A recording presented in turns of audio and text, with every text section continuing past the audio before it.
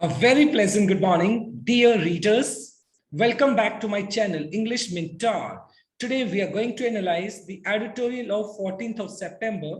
So let us start this editorial in detail. The title of this editorial is The First Time, यानी पहली दफा या पहली बार, on Daniel Medvedev stunning win at the US Open. Stunning का मतलब होता है मैग्निफिसेंट, जिसको आप ब्यूटीफुल बोल सकते हो, अट्रैक्टिव बोल सकते हो या सरप्राइजिंग बोल सकते हो। सो डैनियल मेदवेदेव जो कि एक रशियन प्लेयर है और उन्होंने क्या किया है, अपनी फर्स्ट टाइम यूएस जो ग्रैंड स्लैम है, टेनिस इवेंट है, उसको क्लेम किया है। और उनकी जो विक्ट्री है ना, ये बहुत ज्यादा स्टनिंग है, बहुत ज्यादा सरप्राइजिंग है, क्योंकि उनका जो सामना था नोवाक जोकोविच, जो कि दुनिया के नंबर 1 प्लेयर हैं और ऑलरेडी वो 20 जो ग्रैंड स्लैम है उनको जीत चुके हैं। और उनके पास एक बहुत ही बेहतरीन मौका था कि वो 21st यानी ग्रैंड स्लैम को क्लेम करके हिस्ट्री क्रिएट कर सकते थे, बट अनफॉर्चुनेटली उनका ये सपना पूरा नहीं हुआ और वो इस ग्रैंड स्लैम को हार जाते हैं। किसके अगेंस्ट? डैनियल के अगेंस्ट, राइट। तो ये पूरा का पूरा इवेंट आज स्पोर्ट्स इवेंट है, ये पूरा का पूरा आर्टिकल स्पोर्ट्स इवेंट बेस्ड है। So let us start this particular article. देखते हैं। The US Open saw new champions as जोकोविच failed to keep his date with history. और जैसा कि हमने देखा अब की बार यूएस ओपन की, तो अब की बार चाहे वो वुमेन कैटेगरी रही हो चाहे मेल कैटेगरी रही हो, उसमें हमने क्या किया है, दोनों ही कैटेगरीज के अंदर अभी अब की बार जो चैंपियंस बनकर आए हैं वो नए चैंपियंस हैं, नए फेसेस आए हैं एज ए चैंपियन अभी। लेकिन जहां तक जोकोविच की बात की जाए तो उनके पास एक ब्रिलियंट मौका था कि वो अपना 21st ये जो ग्रैंड स्लैम है उसको क्लेम करके वो क्या कर सकते थे, रिकॉर्ड बना सकते थे, हिस्ट्री क्रिएट कर सकते थे। बट अनफॉर्चुनेटली वो डैनियल के सामने हार जाते हैं और वो हिस्ट्री बनाने से चूक गए। कहीं ना कहीं वो जो इतिहास को बना सकते थे वो उसको बना नहीं पाए। Daniel Medvedev stunning straight set victory, यानी डैनियल जो मेदवेदेव जो कि रशियन प्लेयर है, उसकी जो सरप्राइजिंग स्ट्रेट सेट्स, सीधे सीधे सेट्स के अंदर उनकी जो जीत है, किसके ऊपर? ओवर वर्ल्ड नंबर 1 यानी दुनिया के नंबर 1 जो खिलाड़ी हैं नोवाक जोकोविच, उनके ऊपर, जो कि सरप्राइजिंग है। Brought the curtain down, brought the curtain down का मतलब हो गया कंप्लीशन ऑफ एन इवेंट, किसी इवेंट का खत्म हो जाना। तो यानी ये जो ग्रैंड स्लैम है इसका समापन हुआ, कैसे हुआ? डैनियल मेदवेदेव जो कि एक रशियन प्लेयर है, उन्होंने दुनिया के जो नंबर 1 प्लेयर है नोवाक जोकोविच है उसको हराया और उसी के साथ ये जो यूएस ओपन है उसका समापन हुआ on one of the most eventful. और ये जो अब की बार का जो ग्रैंड स्लैम था वो बहुत ही ज्यादा इवेंटफुल था। इवेंटफुल का मतलब अगर बोलूं, full of events and incidents, यानी अलग अलग तरह की घटनाएं यहाँ पे घटी। Editions of the US Open in the recent memory, यानी बहुत सारे अगर बात की जाए यूएस ओपन ऑलरेडी हो चुके हैं, लेकिन ये वाला जो यूएस ओपन है वो बहुत ज्यादा इवेंटफुल था। Reason why? क्योंकि अब की बार जो ऐसा एक्सपेक्ट किया जा रहा था, जो टॉप मोस्ट प्लेयर्स थे उनकी बजाय नए चेहरे चैंपियन बनकर उभरे हैं। तो डेफिनेटली सी बात है, ये जो अब की बार का जो इवेंट रहा यूएस ओपन का, ये बहुत ज्यादा अनप्रिडिक्टेबल था। In the lead up, in the lead up का मतलब हो गया, देखें, an event point sequence that leads to this something else, यानी एक के बाद एक जब आप आगे की तरफ बढ़ते हो, यानी इन द प्रोग्रेस ऑफ, मतलब जब ये इवेंट प्रोग्रेस हुआ, जब ये इवेंट आगे की तरफ बढ़ा, the script was laid out. Laid out का मतलब यहाँ पर वैसे होता है किसी चीज को एग्जीक्यूट करना, यानी यूएस ओपन की जो स्क्रिप्ट थी उसको क्या कर दिया गया था, प्रॉपर तरीके से बना दिया गया था। ऑफ जोकोविच, यानी जोकोविच के लिए क्या प्लान था, जोकोविच के लिए ये ग्रैंड स्लैम बहुत मायने रखता था। Trying to become the first man since Rod Laver in 1969 to win all 4 majors of the year and securing a record 21st Grand Slam title to take him past Roger Federer and Rafael Nadal in all-time tally. और कहीं ना कहीं ये जो Novak जोकोविच है उनके लिए एक बहुत ही ब्रिलियंट मौका था कि वो अपना 21st ग्रैंड स्लैम को क्लेम करके वो किनको डिफीट कर सकते थे। वो रोजर फेडरर या राफेल नडाल, जो कि बिल्कुल उनके पास भी 2020 क्या है, उनके पास भी ग्रैंड स्लैम है।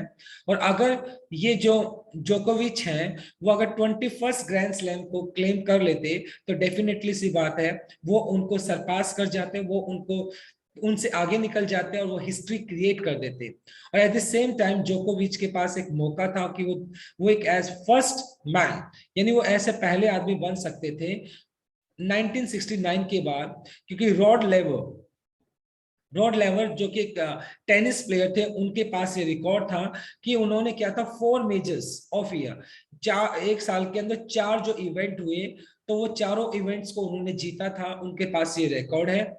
लेकिन ये चांस था, जोकोविच के पास भी ये चांस था कि वो अपने एक साल के अंदर होने वाले चारों के चारों मेजर इवेंट्स को जीत सकते थे। लेकिन अनफॉर्चुनेटली वो 3 तो जीत गए थे लेकिन फोर्थ वाले को जीत नहीं पाए और वो रिकॉर्ड सेट नहीं कर पाए। बट मदेव देव जो कि रशियन प्लेयर है, फ्लिप्ड का मतलब चेंज हो गया that narrative with an astonishing display. Astonishing का मतलब हो गया सरप्राइजिंग। लेकिन कहीं ना कहीं जैसा इमेजिन किया जा रहा था, जैसा एक्सपेक्ट किया जा रहा था कि जोकोविच है शायद वो 21st ग्रैंड स्लैम को क्या करेंगे, क्लेम करेंगे और शायद वो हिस्ट्री क्रिएट करेंगे। लेकिन मदेव देव ने वे पूरा का पूरा जो नरेटिव था, जो स्टोरी थी एक तरह से, उसको चेंज कर दिया। क्योंकि उनका जो एस्टोनिशिंग डिस्प्ले ऑफ पावर, क्योंकि उन्होंने जो अपना गेम के अंदर जो पावर दिखाई वो बहुत ज्यादा सरप्राइजिंग थी। And creativity of to secure his maiden major victory in his third final, क्योंकि इससे पहले उन्होंने क्या किया है, यानी वो 3 बार फाइनल्स खेल चुके हैं लेकिन उनकी ये फर्स्ट ग्रैंड स्लैम की विक्ट्री थी और उन्होंने सभी को सरप्राइज कर कर रख दिया। सो डानियल, जिन्होंने, जो कि एक रशियन प्लेयर है और उन्होंने दुनिया के जो नंबर 1 प्लेयर है नोवाक जोकोविच, उनको हराया है, right. So this is a very first slide. Now let us discuss the grammar concept. देखते हैं। टू कीप आपका इंफिनिटिव केस हो गया, 2+V1 आपने यूज किया। द मोस्ट इवेंटफुल, देखो द मोस्ट आपका सुपरलेटिव डिग्री हो गया, राइट। और इवेंटफुल आपका क्या हो गया, ये एडजेक्टिव हो गया। एन एस्टोनिशिंग डिस्प्ले, देखो डिस्प्ले आपका नाउन हो गया, एंड एस्टोनिशिंग हो गया आपका V1+ing, जो कि आपका प्रेजेंट पार्टिसिपल एडजेक्टिव की तरह काम कर रहा है। एंड एन हो गया आपका article, right. Now let us move on to our second slide. The 25-year-old, और ये जो किसके लिए यूज किया गया, डैनियल के लिए यूज किया गया, जिसके एज क्या है 25 years old है। Appear battered player coming into the match, और जब ये फाइनल मैच खेला गया नोवाक जोकोविच और डैनियल के बीच में, तो उन दोनों के बीच में जो डैनियल है वो बेहतर खिलाड़ी दिखाई पड़े। But to beat someone so skilled at turning pursuit of history and record-breaking feats into prime driving forces should count among the greatest of achievements। और कहीं ना कहीं डैनियल की जो विक्ट्री है ना उनको उसको हल्के में नहीं लेना चाहिए। क्यों? क्योंकि देखिए, बट टू डिफीट, क्योंकि देखो डिफीट करना यानी हराना, to beat someone so skill, एक ऐसे इंसान को हराना जो कि बहुत ज्यादा टैलेंटेड है, किसके लिए यूज किया गया है, नोवाक जोकोविच को हराना इतना आसान नहीं है। एट टर्निंग परस्यूट, टर्निंग का मतलब चेंज करना, परस्यूट ऑफ हिस्ट्री, और कहीं ना कहीं डैनियल ने जो इतिहास का जो परस्यूट का मतलब यहाँ पर हो गया एक तरीके से चेज करना, पीछा करना, यानी उन्होंने क्या किया, अपनी विक्ट्री को पीछा करते हुए इतिहास है ना उसको बिल्कुल चेंज करके रख दिया। क्यों? क्योंकि ऐसा एक्सपेक्ट किया नहीं जा रहा था शायद वो इस चीज को जीत ले, क्योंकि जो नोवाक जोकोविच थे वो स्ट्रॉन्ग कंटेंडर दिखाई पड़ रहे थे इस ग्रैंड स्लैम के। लेकिन कहीं ना कहीं डैनियल ने सभी को चौंका दिया और एक इतिहास बना दिया। और उनकी ये जो विक्ट्री है ना, रिकॉर्ड ब्रेकिंग फीस्ट, फीस्ट का मतलब यहां पर हो गया एक तरीके से something experience with great delight, एक ऐसा मतलब कुछ ऐसा एक्सपीरियंस करना, या जैसे आप एक फेस्टिवल की तरह या एक अचीवमेंट की तरह आप उस चीज को फील करते हैं। Record breaking feast into prime driving forces should count, और उनका प्राइम मेन ड्राइविंग फोर्स का मतलब अब कहीं ना कहीं उनको मोटिवेट करने वाला, किनको, डानियल को मोटिवेट करने वाला जो इनका एक फोर्स था, इंटरनल उसकी ताकत थी जिसने उसको मोटिवेट किया, और उनका जो रिकॉर्ड ब्रेकिंग फीस्ट है, ये जो अचीवमेंट है, शुड काउंट, उसको काउंट किया जाना चाहिए among the greatest of achievements. जितने भी अचीवमेंट्स है उन अचीवमेंट्स में से ये एक बहुत ही ग्रेटेस्ट अचीवमेंट है डानियल के लिए, क्योंकि नोवाक जोकोविच जो कि दुनिया के नंबर 1 प्लेयर है टेनिस के, उनको हराना इतना आसान काम नहीं था। और उनकी जो अचीवमेंट है डानियल की, उस अचीवमेंट को ग्रेटेस्ट की कैटेगरी में डालना चाहिए। ऐसा नहीं है कि ये बहुत आसान काम था। महादेव देव is an unconventional counterpuncher. देखो काउंटर पंचर क्या होता है? काउंटर पंचर एक स्ट्रोक होता है, एक स्ट्रोक प्लेड इन टेनिस, मतलब एक शॉट होता है जो टेनिस में खेला जाता है।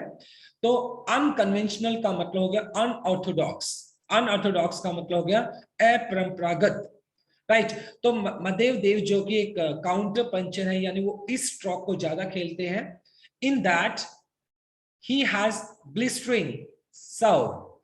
ब्लिस्टरिंग का मतलब है बिटर, स्ट्रॉन्ग, यानी उनका जो सर्व है, यानी जस्ट जनरली जब टेनिस को किया जाता है, खेला जाता है, तो एक प्लेयर क्या करता है, सर्विस करता है। तो उनका जो सर्विस है, अगर बात की जाए डानियल की जो सर्विस है ना, वो बहुत ही ब्लिस्टरिंग, मतलब बहुत ही ज्यादा बीटर, बहुत ही ज्यादा टफ है, जिसको झेल पाना बड़ा मुश्किल है।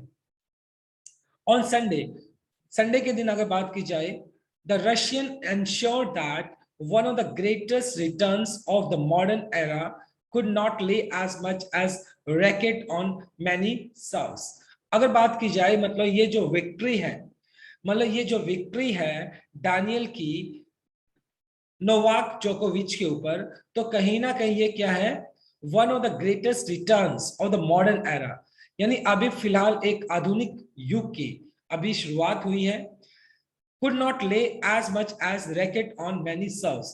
अभी फिलहाल अगर बात की जाए, पुराने प्लेयर्स के ऊपर फिलहाल अभी तक फोकस किया जा रहा था, लेकिन अभी ये जो एरा है, ये जो युग है, वो नए खिलाड़ियों का है।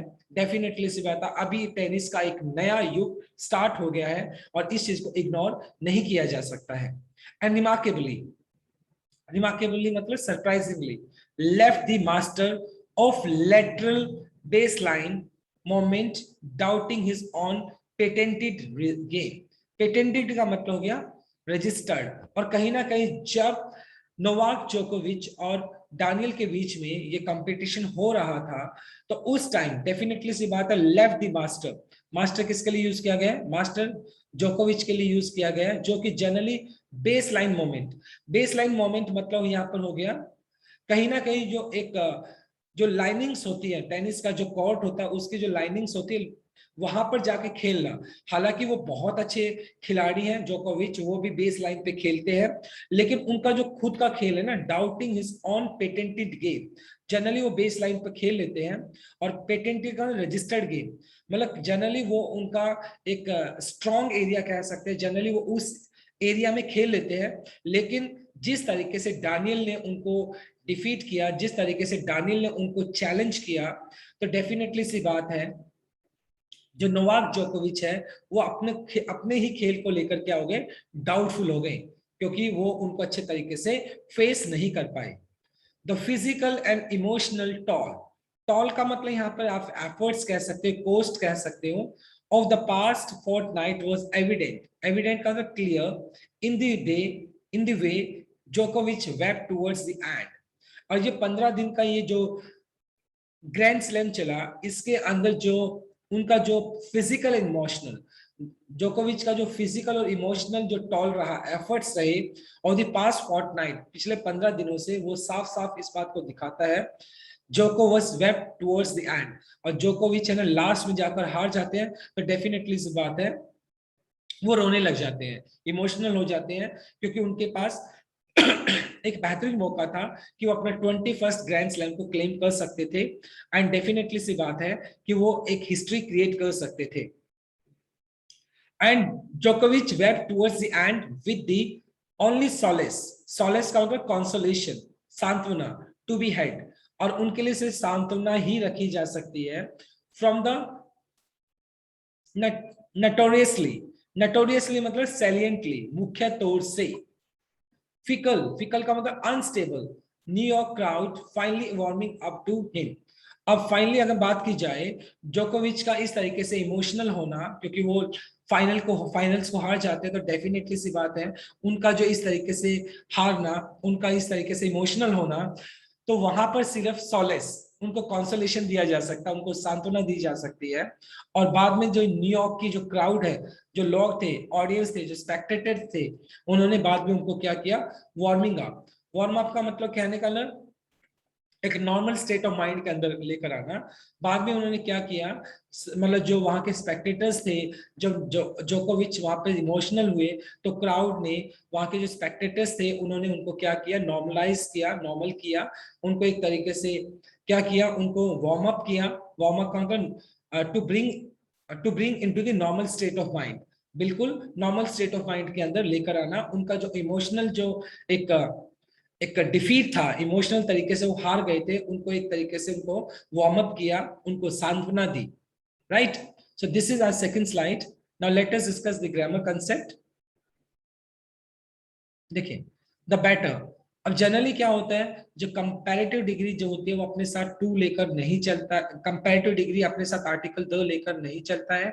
लेकिन जब आप ऑफ द टू या बिटवीन द टू की बात करते हो, दो में से बेस्ट की बात करते हो, तो वहां पर भी आप क्या यूज कर लेते हो, कंपैरेटिव डिग्री के साथ भी आर्टिकल द लगा देते हो।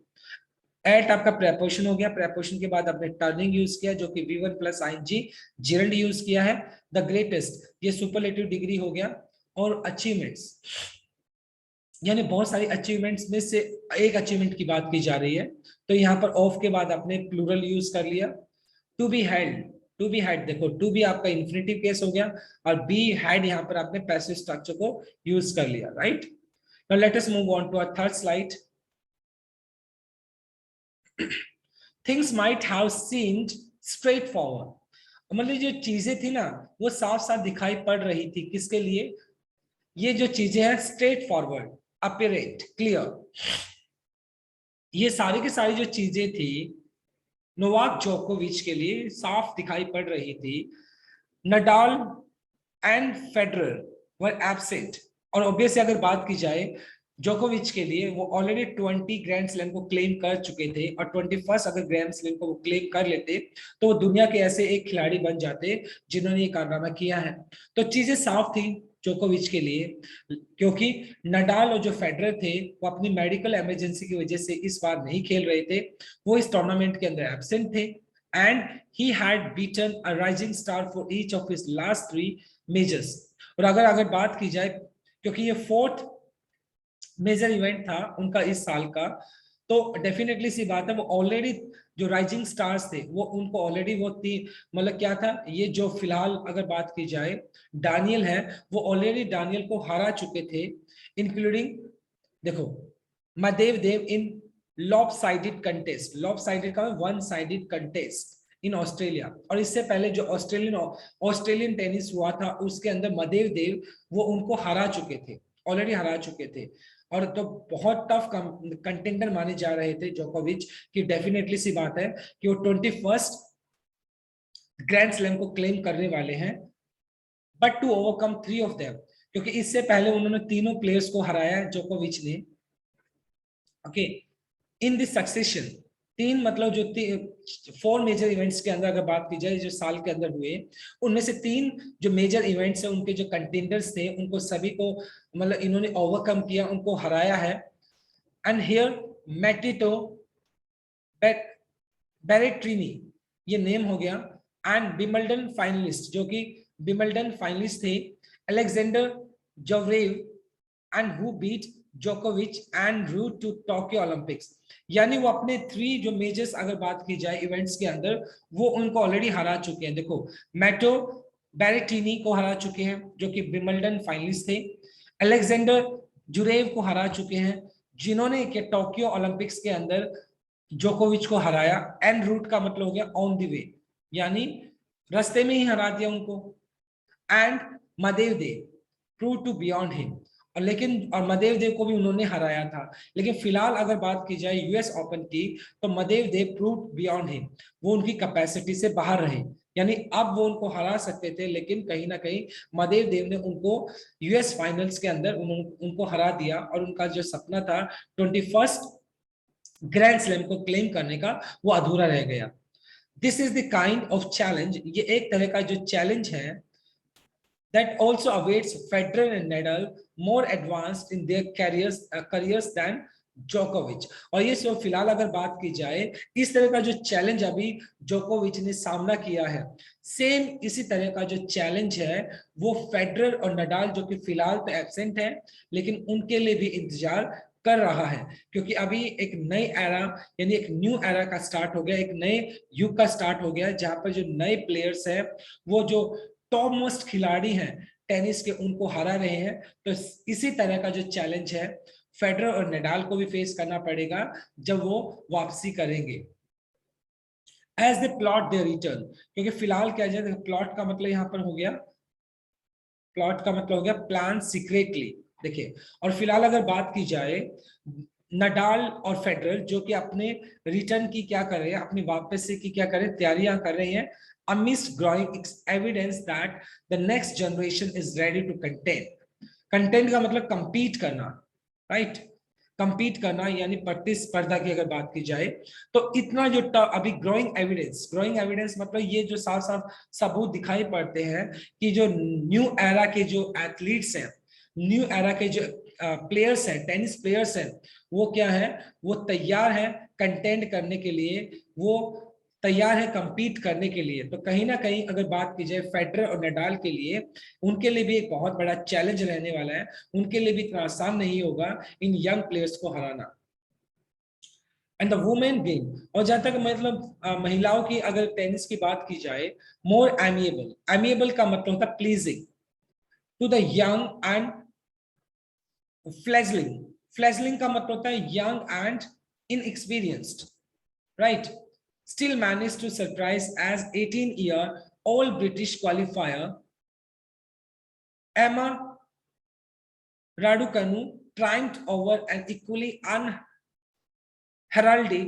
Canadian teenager Leon Friendis, right? अब देखें, अगर मतलब वुमेन की अगर बात की जाए तो वहां पर भी मतलब 18 ईयर मतलब 18 साल की सिर्फ एक ब्रिटिश, यानी ब्रिटेन की वो थे, इंग्लैंड की वो नेटिव है, उन्होंने क्या किया है, उन्होंने क्या किया, क्वालिफाई एमा राडुकेनु ट्रायम्फ्ड ओवर, यानी जो कि जो ब्रिटिश खिलाड़ी है राडुकेनु, उन्होंने किसको हराया है, उन्होंने क्वालिफायर एमा राडुकानु ट्रायम्फ्ड ओवर, ट्रायम्फ्ड का मतलब होता है विक्ट्री ओवर, एंड इक्वली अनहेरल्डेड का मतलब हो गया अनप्रिडिक्टेड, जिसको प्रिडिक्ट ना किया जा सके, कैनेडियन टीनेजर लेयाला फ्रेंडिस, ओके, इनको हराया है। तो यानी जो वुमेन कैटेगरी की अगर बात की जाए तो ब्रिटिश के जो खिलाड़ी, ब्रिटिश जो प्लेयर रही 18 साल की राडुकानु, उन्होंने जो कैनेडियन जो प्लेयर है, हालांकि वो भी सेम ही एज की थी, उनको हराया है। और इस तरीके से मतलब अभी एक नई एरा का स्टार्ट हुआ है जहां पर नए खिलाड़ी अच्छा परफॉर्म कर रहे हैं।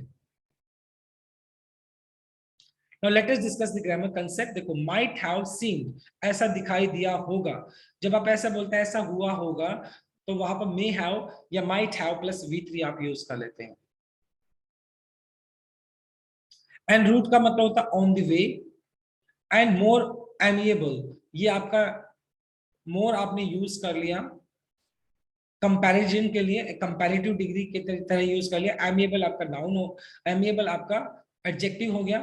ट्रायम्फ्ड का मतलब होता है विक्ट्री ओवर, तो यहाँ पर आपका V2 हो गया जो कि पास्ट इंडेफिनाइट है। Now let us move on to our last slide.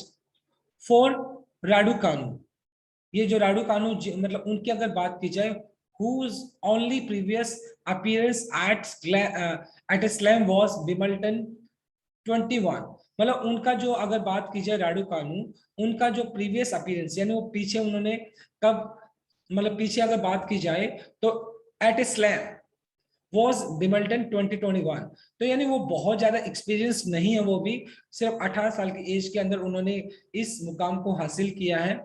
Where she capitalised का मतलब होता है टुक एडवांटेज, फायदा उठाना ऑन वाइल्ड कार्ड, यानी अगर बात की जाए तो उन्होंने क्या किया था, मतलब उन्होंने वाइल्ड कार्ड क्या होता है देखो, an unpredictable factor, generally wild card entry जिसको बोलते हैं, वाइल्ड कार्ड एंट्री बोलते हैं। तो वाइल्ड कार्ड के थ्रू उन्होंने क्या किया, रीच द फोर्थ राउंड, और वो चौथे राउंड के अंदर पहुंच गई। यानी जो पीछे विंबलडन 2021 हुआ था, तो वहां पर भी उन्होंने मतलब काफी फायदा उठाया, काफी उन्होंने अच्छा परफॉर्म किया। And to go there, to go 3 full weeks without losing a set, without astounding, set was astounding, और वहां पर मतलब चौथे राउंड तक वो पहुंच गई। और उसके बाद टू गो 3 full weeks, और पूरे 3 हफ्ते तक without losing A set, without losing A set was astounding. और पिछले अगर बात किया 3 हफ्तों तक, मतलब वो लगातार जीतती चली गई बिना हारे हुए। तो ये जो एक अचीवमेंट है वो बहुत ज्यादा एस्टाउंडिंग है। एस्टाउंडिंग मतलब सरप्राइजिंग है। फ्रेंडीज should hold her head high too, और जो फ्रेंडरीज की अगर बात की जाए जो कि कैनेडियन प्लेयर है, उनको भी अपना सर ऊपर रखना चाहिए। ऐसा नहीं कि वो हार गए राडुकानु से, तो ऐसा नहीं है, उनको भी अपना सर ऊपर की तरफ रखना चाहिए। For she beat 2 former champions in Naomi and Osaka. तो उन्होंने क्या किया, उन्होंने भी जो फेडरीज की अगर बात की जाए तो उन्होंने भी क्या किया है, जो जो फॉर्मर चैंपियंस थे उनको हराकर वो आगे आई थी। और उन्होंने किसका सामना किया था, राडुकानु का सामना किया था। एंड एंजलिक कार्बर, ये दो मतलब नोयामी आसाका एंड एंजलिक कार्बर, ये दो फॉर्मर चैंपियंस थे जिनको फ्रेंडीज ने हराया था। And two top 5 players in Elina Svitolina and Aryna Sabalenka, all in 3 sectors. ये मतलब अलग अलग खिलाड़ी हैं, और उन्होंने एलिना सबतोलिना, आर्या सबलेंका, ये जो टेनिस प्लेयर्स हैं इनको हराकर मतलब वो भी आगे आई थी, और फाइनली वो मतलब राडुकानु से हार गई। तो उनको मतलब उनको भी अपना सर ऊंचा रखना चाहिए, क्योंकि इतना आसान कंटेस्ट मतलब ये इतना आसान कंपटीशन नहीं था। और वो भी उनको 3 सेटर्स के अंदर, यानी 3 सेट्स के अंदर उनको हराकर आई थी। राडुकानु टेक्निकली सॉलिड, राडुकानु का जो गेम है वो टेक्निकली बहुत ज्यादा सॉलिड है। एंड फ्रेंडीज की अगर बात की जाए, लेफ्टी फ्लेयर, लेफ्टी मतलब लेफ्ट हैंड की अगर बात की जाए, फ्लेयर का मतलब अननेचुरल टैलेंट। और जहां तक वो फ्रेंडीज की बात की जाए, तो उनका जो लेफ्टी फ्लेयर है यानी वो लेफ्ट हैंडेड है, तो डेफिनेटली बात है उनका जो टैलेंट है कैन ओनली बी वर्दी, उनका जो टैलेंट है वर्दी मतलब प्रेज वर्दी, additions to the fascinating mix of playing style that adorns women tennis। और कहीं ना कहीं ये दोनों जो यंग खिलाड़ी है जो कि 18 इयर्स की बात की जाए, तो अगर बात की जाए तो फ्रेंडीज, देखो फ्रेंडीज ने तो क्या किया, ये एक कंटेंडर रहे जो कि फाइनल में हार गए। उनका जो लेफ्टी प्लेयर का मतलब वो लेफ्ट हैंडेड है, और उनका जो नेचुरल टैलेंट है, at the same time Raducanu जो कि सॉलिड है, टेक्निकली बहुत ज्यादा सॉलिड है, worthy addition to fascinating और the delightful mix of playing style। और उनका जो स्टाइल है वो बहुत ज्यादा अलग तरह का स्टाइल है, दैट अडोन्स का मतलब डेकोरेट करना, सजाना वुमेन्स टेनिस। और कहीं ना कहीं इस तरह के नई टैलेंट का टेनिस के अंदर आना, तो ये क्या करता है, टेनिस की जो खूबसूरती है उसको और भी ज्यादा बढ़ा देता है, और टेनिस को और भी ज्यादा सजा देता है, राइट। यानी नए प्लेयर्स जो आते हैं और उनका जो खेलने का जो स्टाइल है, तो डेफिनेटली सी बात है वो टेनिस को और भी ज्यादा सुंदर बना देता है, राइट। तो इस बार का जो ग्रैंड स्लैम रहा, वो जो न्यू कमर्स थे उन्होंने उसको क्लेम किया, और जिनको टफ कंटेंडर माना जा रहा था उनको हराया गया, राइट। जैसे अगर बात की जाए वुमेन कैटेगरी के अंदर, राडुकानु जो कि सिर्फ 18 इयर्स की थी, उन्होंने ग्रैंड स्लैम को क्लेम किया। और अगर मेन कैटेगरी की बात की जाए, तो डानियल जो कि एक रशियन प्लेयर है, उन्होंने नोवाक जोकोविच को हराया, और जो कि एक हिस्ट्री क्रिएट किया उन्होंने, राइट। तो आज का आर्टिकल था वो सारा का सारा आर्टिकल स्पोर्ट्स बेस्ड था, right. I tried my best to simplify this article. So thanks for watching this video my dear students. So this is all about from my side. Please do like, share, comment, and subscribe to my channel. So tomorrow I'll continue with another article. Till then, bye-bye, take care, and have a nice day.